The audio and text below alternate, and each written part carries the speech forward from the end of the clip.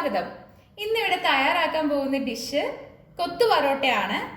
അപ്പോൾ അതിനായിട്ടുള്ള ഇൻഗ്രീഡിയൻസ് എന്തൊക്കെയാണെന്ന് നമുക്ക് നോക്കാം. അതിനായിട്ട് ഞാനിവിടെ പൊറോട്ട എടുത്ത് വെച്ചിട്ടുണ്ട്. ഇതൊരു 3 പൊറോട്ടയുണ്ട്. ഇത് കടയിൽ നിന്ന് മേടിച്ചിട്ട് ബാക്കി വന്ന പൊറോട്ട എന്ത് ചെയ്യണമെന്ന് ഓർത്ത് ആരും വിഷമിക്കണ്ട. അപ്പോൾ കറി ഇല്ലാതെ തന്നെ നമുക്കൊരു ഡിഷ് ഉണ്ടാക്കാം. അപ്പോൾ അതിനായിട്ട് ഞാൻ 3 പൊറോട്ട ഇവിടെ കുഞ്ഞു കുഞ്ഞായിട്ട് മുറിച്ചത് എടുത്ത് വെച്ചിട്ടുണ്ട്. 1.5 സവോള എടുത്തിട്ടുണ്ട്, 2 തക്കാളി, കുറച്ച് മല്ലിയില, കുറച്ച് കറിവേപ്പില, 2 പച്ചമുളക്, 2 മുട്ട. ഇത്രയാണ് നമുക്കിതിന് വേണ്ടുന്ന ഇൻഗ്രീഡിയൻസ്. പിന്നെ എന്തൊക്കെ മസാലയാണ് ആഡ് ചെയ്യുന്നതെന്ന് ഞാനിത് കുക്ക് ചെയ്യുമ്പം കാണിച്ചു തരാം. അപ്പം നമുക്ക് ഇതെങ്ങനെയാണ് കുക്ക് ചെയ്യുന്നതെന്ന് നോക്കാം. അപ്പം ഞാനിവിടെ ഗ്യാസ് ഓൺ ചെയ്യാൻ പോവാണ്. എന്നിട്ട് നമുക്ക് റിഫൈൻഡ് ഓയിൽ ഒഴിച്ചു കൊടുക്കാം.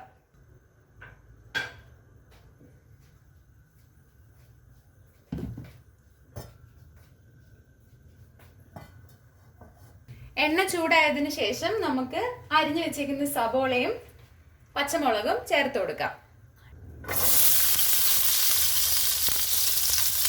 അതിന്റെ കൂട്ടത്തിൽ തന്നെ പച്ചമുളക് ഇടുക.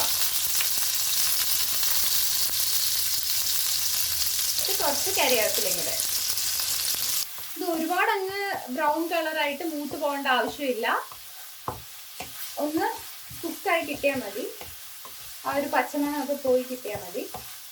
അതിനുശേഷം നമുക്ക് തക്കാളി ആഡ് ചെയ്ത് കൊടുക്കാം.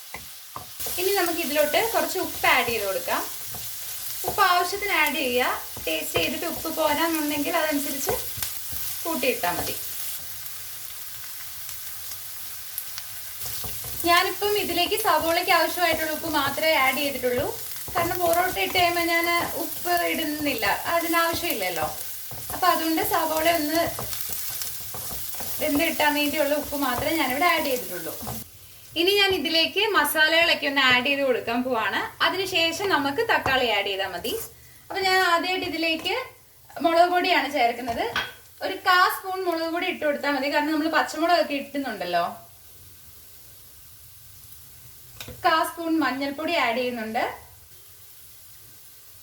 ഇതിലേക്ക് നമ്മൾ ചേർക്കുന്നത് മട്ടൻ മസാലയാണ്. അതും ഞാൻ 1/2 സ്പൂൺ ചേർക്കുന്നുണ്ട്. മട്ടൻ മസാല. ഇനി ഇതെല്ലാം കൂടി നല്ലതായിട്ടൊന്ന് ഇളക്കി കൊടുക്കാം. മട്ടൻ മസാലയുടെ ഫ്ലേവർ കൂടുതൽ വേണമെന്നുള്ളവർക്ക് 1 സ്പൂണോളം ആഡ് ചെയ്ത് കൊടുക്കാം. ഞാനിവിടെ കുറച്ച് ഫ്ലേവർ മതി കൊണ്ടാണ് 1/2 സ്പൂൺ ഇട്ടത്. ഇനി ഇതിലേക്ക് നമുക്ക് തക്കാളി ആഡ് ചെയ്ത് കൊടുക്കാം. അപ്പം മസാലയൊക്കെ നല്ലതായിട്ട് സവോളയിൽ പിടിച്ചിട്ടുണ്ട്. അപ്പം ഇനിയും തക്കാളിയും കൂടി ഇട്ടിട്ടൊന്ന് വഴറ്റിയെടുക്കാം.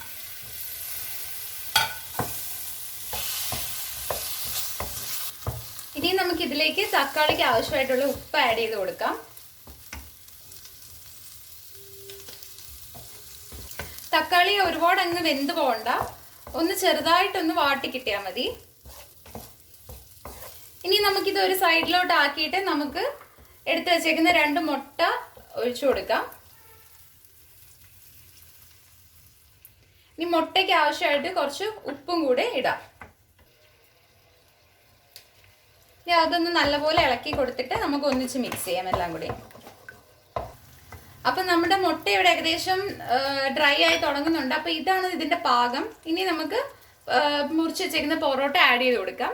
എന്നിട്ട് എല്ലാം കൂടി ഒന്ന് മിക്സ് ചെയ്ത് ഇളക്കി കൊടുക്കാം.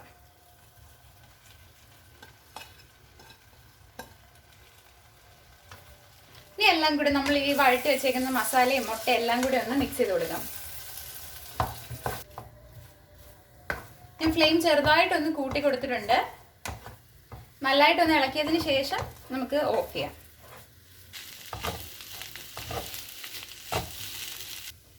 ഇനി നമുക്ക് ഇതിലേക്ക് കുറച്ച് മല്ലിയില ആഡ് ചെയ്ത് കൊടുക്കാം.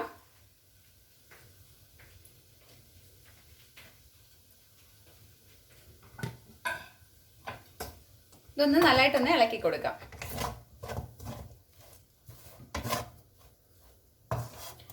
അപ്പം നമ്മുടെ കൊത്തു പൊറോട്ട ഇവിടെ റെഡി ആയി കഴിഞ്ഞു. ഇത് ഞാൻ ഇനി ഒരു സെർവിങ് പ്ലേറ്റിലോട്ട് മാറ്റാം. അപ്പം നമ്മുടെ ടേസ്റ്റി ആയിട്ടുള്ള കൊത്തു പൊറോട്ട ഇവിടെ തയ്യാറായി കഴിഞ്ഞു. വളരെ എളുപ്പത്തിൽ തന്നെ തയ്യാറാക്കാൻ പറ്റുന്നതാണ്. അപ്പം എല്ലാവരും വീട്ടിൽ ഇത് ട്രൈ ചെയ്ത് നോക്കണം. ഇത് കറിയൊന്നും ഇല്ലാതെ തന്നെ വെറുതെ കഴിക്കാൻ പറ്റുന്ന ഒരു ഡിഷാണ്. അപ്പോൾ ഈ വീഡിയോ ഇഷ്ടപ്പെട്ടെങ്കിൽ എല്ലാവരും ലൈക്ക് ചെയ്യണം, ഷെയർ ചെയ്യണം. മൈ അമ്മാസ് കിച്ചൻ സബ്സ്ക്രൈബ് ചെയ്യാത്തവരാണെങ്കിൽ സബ്സ്ക്രൈബ് ചെയ്യണം. അപ്പൊ അടുത്ത വീഡിയോ ആയിട്ട് വരുന്നിടം വരെ താങ്ക് യു.